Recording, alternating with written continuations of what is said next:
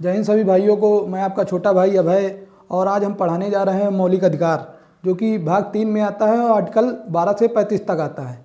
तो आइए देखते हैं मौलिक अधिकार। मौलिक अधिकार हमारे भाग 3 में आता है। और मौलिक अधिकार का जन्म हुआ कैसे?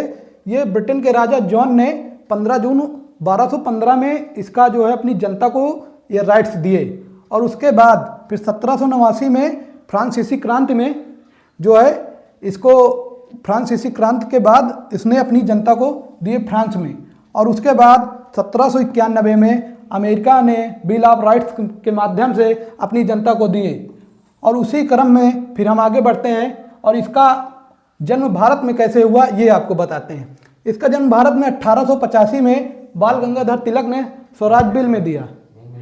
और स्वराज बिल में इसको जो है स्वराज बिल में दिया। और उसके बाद 1925 में एनी बेसेंट ने इसे कॉमनवेल्थ ऑफ इंडिया बिल में इसको दर्शाया। और उसके बाद फिर 1928 में नेहरू रिपोर्ट में जो है इसकी परिकल्पना की गई। और उसके बाद 1931 कराची अधिवेशन, 1931 का कराची अधिवेशन जो हुआ इसमें प्रस्ताव जो है वो पारित हो गया, प्रस्ताव पारित हुआ।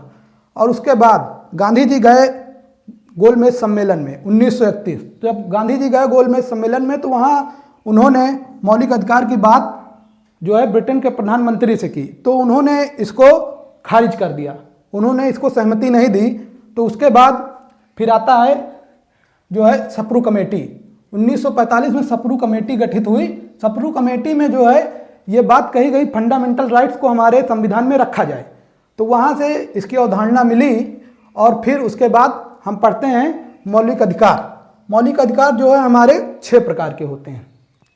और कुछ मौलिक अधिकार हमारे केवल भारतीयों को ही प्राप्त है, जैसे 15 और 16 और 19 और 29, 30 ये केवल हमारे भारतीय नागरिकों को प्राप्त है। और मौलिक अधिकार जो है आपातकाल के दौरान निलंबित हो जाते हैं, केवल 20 और 21 को छोड़कर, बाकी सब निलंबित किए जा सकते हैं।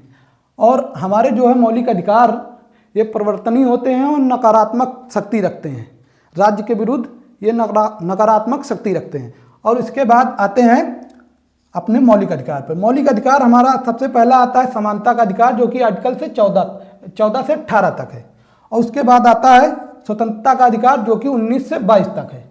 और फिर उसके बाद तीसरा आता है शोषण के विरुद्ध अधिकार, जो कि 23 से 24 तक है। और उसके बाद आता है धार्मिक स्वतंत्रता का अधिकार 25 से 28 तक। और उसके बाद फिर आता है हमारे बीच पांचवा जो है सांस्कृतिक और शैक्षिक संस्था का अधिकार है, जो कि आर्टिकल 29 और 30 में आता है। और फिर इसके बाद आता है 6 संवैधानिक उपचार आता है, जो कि आर्टिकल 32 में है। इसे बाबा साहेब भीमराव अंबेडकर ने संविधान की आत्मा भी कहा है। और ये हमारे जो है सुप्रीम कोर्ट द्वारा इसे लागू किया जा सकता है, आर्टिकल 32। और फिर आते हैं अपने एक बार शुरू से उसी क्रम में आर्टिकल 14 पे। आर्टिकल 14 जो है हमें बताता है समानता का अधिकार। समानता का अधिकार में आता है विधि के समक्ष समता और समानता का अधिकार देता है। तो विधि के समक्ष समता का अधिकार जो है हमने ब्रिटेन से लिया हुआ है। और फिर इसी में आता है विधि के समक्ष संरक्षण, जो कि हमने अमेरिका से लिया हुआ है। और फिर इसके बाद आता है आर्टिकल 15।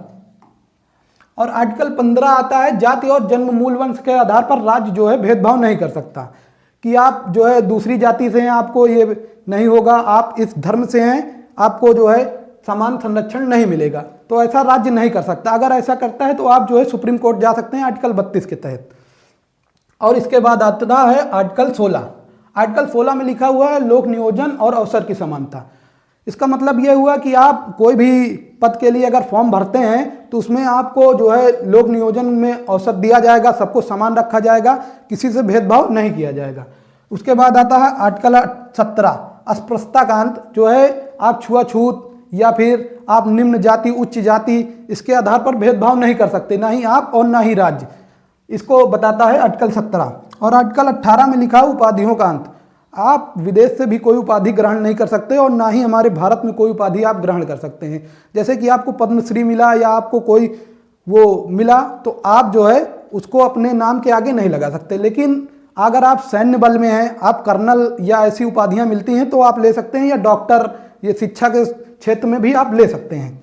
और अगर आप विदेश से भी उपाधियों का ग्रहण करना चाहते हैं तो आप राष्ट्रपति की अनुमति से भी ले सकते हैं, पर उससे पहले आप राष्ट्रपति की अनुमति चाहिए आपको। और इसी क्रम में फिर आता है आर्टिकल 19। आर्टिकल 19 में लिखा वाक एवं अभिव्यक्ति की स्वतंत्रता। ये सबसे जरूरी आर्टिकल है हमारे बीच। और इसका जो है आर्टिकल ए में आता है वाक एवं अभिव्यक्ति की स्वतंत्रता, और इसके बी में आता है सभा एवं सम्मेलन करने की स्वतंत्रता। हम कहीं भी सभा और सम्मेलन कर सकते हैं शांतिपूर्ण ढंग से। ये नहीं कि हम मतलब हथियार या फिर ऐसे करके सम्मेलन करें तो ये निरस्त हो जाएगा। अगर आप शांति से सभा कर रहे हैं तो आपको कोई जो है कुछ बोलेगा नहीं। इसी के बाद आते हैं आर्टिकल 19(1)(c) पे। यहाँ पे संघ या संगठन बनाने की स्वतंत्रता। आप कोई भी चुनाव पार्टी बना सकते हैं या कोई भी संघ बना सकते हैं, ये आपको संविधान स्वतंत्रता देता है। और फिर डी में भारत में घूमने के अधिकार। आप भारत में कहीं भी घूम सकते हैं, कहीं भी आ जा सकते हैं, इसका जो है अधिकार हमारे संविधान में दिया गया है। लेकिन आप वो उस जनजाति क्षेत्र में नहीं जा सकते जो कि पहले से ही रिजर्व किया गया है, वो सरकार उस पर प्रतिबंध लगाए हुए है। और फिर उसके बाद आता है ई। आप कहीं भी निवास कर सकते हैं, आपका जहाँ इच्छा हो वहाँ पे आप घर बनाइए और वहाँ पे निवास करिए। आर्टिकल 19 का ई बताता है। और इसी के आगे क्रम में आएंगे। और फिर जो है आर्टिकल 19 का एफ, ये संपत्ति का अधिकार था और इसे हटा दिया गया है 44वें संविधान संशोधन करके, और इसको 300(a) में रख दिया गया है जो कि संपत्ति का अधिकार था। अब आते हैं आर्टिकल जी।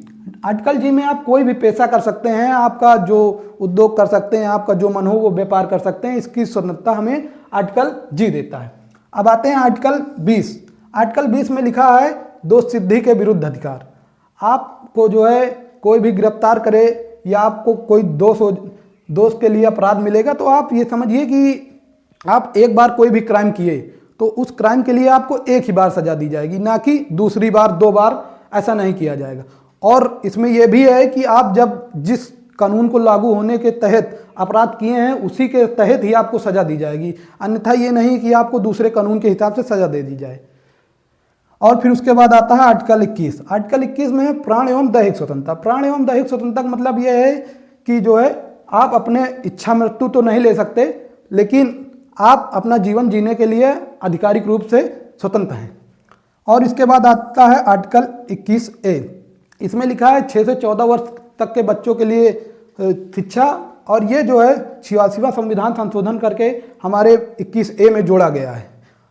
और इसके बाद आता है आर्टिकल 22। आर्टिकल 22 में लिखा है गिरफ्तारी के विरुद्ध संरक्षण। आपका अगर पुलिस गिरफ्तार करती है तो पहले उसका कारण बताना जरूरी है, तब आपको वो गिरफ्तार कर सकती है। और उसके बाद आर्टिकल 23 बलात्श्रम। आप बंधुआ मजदूरी या फिर आप किसी जबरदस्ती काम नहीं करा सकते, क्योंकि ये आर्टिकल 23 में लिखा हुआ है कि आप बलात्श्रम के प्रति स्वतंत्र हैं। और फिर उसके बाद आता है आर्टिकल 24 बल श्रम। आर्टिकल 24 ये बताता है कि हम छोटे बच्चों को काम नहीं करा सकते खदानों में या माइनिंग में, एक उसकी भी समय सीमा है। अगर वो अपने घर के व्यापार में थोड़ा बहुत बच्चे हाथ बटाते हैं तो ठीक है, परंतु उनकी पढ़ाई का भी ध्यान रखा जाए। और उसके बाद आता है आर्टिकल 25। आर्टिकल 25 में लिखा है धार्मिक अंतःकरण की स्वतंत्रता। धार्मिक अंतःकरण की स्वतंत्रता जो है, हम कोई भी धर्म, कोई भी जाति अपना सकते हैं या कोई भी हम पूजा कर सकते हैं, पाठ कर सकते हैं, इससे हमें कोई रोक नहीं सकता। और आर्टिकल 26 में है धार्मिक कार्यों का प्रबंधन। हम धार्मिक कार्य कर सकते हैं। और उसके बाद आता है आर्टिकल 27।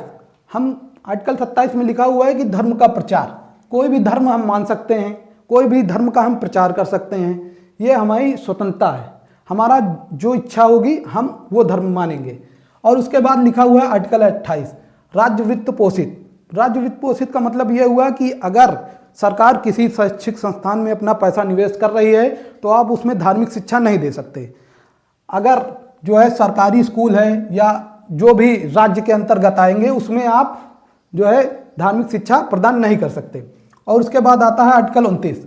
आर्टिकल 29 में लिखा अल्पसंख्यकों के हितों के बारे में। अल्पसंख्यक अपनी जो है सांस्कृतिक और अपनी भाषाओं का संरक्षण कर सकते हैं, अपने जो है त्योहारों का संरक्षण कर सकते हैं। और उसके बाद आता है आर्टिकल 30। आर्टिकल 30 में लिखा अल्पसंख्यकों के शैक्षिक संस्थान। अल्पसंख्यक अपनी जो है शिक्षा संस्थान खोल सकते हैं, वो अपने हिसाब से अपनी जो है संस्कृति को बचा सकते हैं। उसके बाद आता है आर्टिकल 31। आर्टिकल 31 में इस संपत्ति का अधिकार था जो कि अब निरस्त कर दिया गया है। उसके बाद आते हैं आर्टिकल 32। आर्टिकल 32 सबसे महत्वपूर्ण, क्योंकि ये आप इसी के द्वारा हाई कोर्ट जा सकते हैं और इसे ही बाबा साहब ने संविधान की आत्मा कहा है। तो संवैधानिक उपचारों का अधिकार जो है हम कोर्ट जाके ले सकते हैं। अगर आपके संविधानों का हनन हुआ है, आपके मौलिक अधिकार का हनन हुआ है, तो आप सीधे कोर्ट जाएंगे आर्टिकल 32 के तहत। तो सुप्रीम कोर्ट आपको 5 प्रकार की रिट जारी कर देगा। ये जो 5 प्रकार की रिट, और 5 प्रकार की रिट में सबसे पहले आती है बंदी प्रत्यक्षीकरण, और फिर दूसरा आता है परमादेश, और तीसरा आता है प्रतिषेध और उत्प्रेषण और अधिकार प्रेक्षा। तो आप ये समझिए कि अगर हमारे मौलिक अधिकारों का हनन राज्य करता है या सरकार करती है तो हम आर्टिकल 32 के तहत सीधे सुप्रीम कोर्ट जाएंगे। और संविधान में इसका भी प्रावधान है आर्टिकल 226 में, जो कि आर्टिकल 226 के अनुसार हम सीधे हाई कोर्ट में भी अपनी अपील कर सकते हैं। इसी क्रम में आएगा आर्टिकल 33। आर्टिकल 33 में सशस्त्र बल एवं मौलिक अधिकार का अधिकार। तो सशस्त्र बल जो है हमारे जो आर्मी में है या पुलिस में है, इन लोगों का जो फंडामेंटल राइट्स है इसका सरकार हनन कर सकती है या दबाव में रख सकती है। ये अपने मौलिक अधिकारों की मांग नहीं कर सकते। और इसी क्रम में आता है आर्टिकल 34। आर्टिकल 34 जो है मार्शल लॉ। अगर आप मार्शल लॉ के अंतर्गत आएंगे तो आपके जो है मौलिक अधिकार सीमित हो जाएंगे। और उसके बाद आता है आर्टिकल 35। आर्टिकल 35 में लिखा है संसद जो है विधि बनाकर फंडामेंटल राइट्स में संशोधन कर सकती है। वो कोई भी नियम बना सकती है, लेकिन उसका जो है संविधान का मूल ढांचा चेंज नहीं करेगी। तो इसी के साथ हम अपनी क्लास को देंगे पूर्ण विराम, और अगले क्लास में हम पढ़ाएंगे आपको डीपीएसपी जो है आर्टिकल 36 से 51 तक है। अगली क्लास में आप जरूर देखिएगा, और अच्छा लगे तो कमेंट में बताइएगा, और हमारे चैनल को सब्सक्राइब करिए और अपना कुछ प्यार दिखाइए। आपकी जो है अपना सपोर्ट भी दीजिए। धन्यवाद।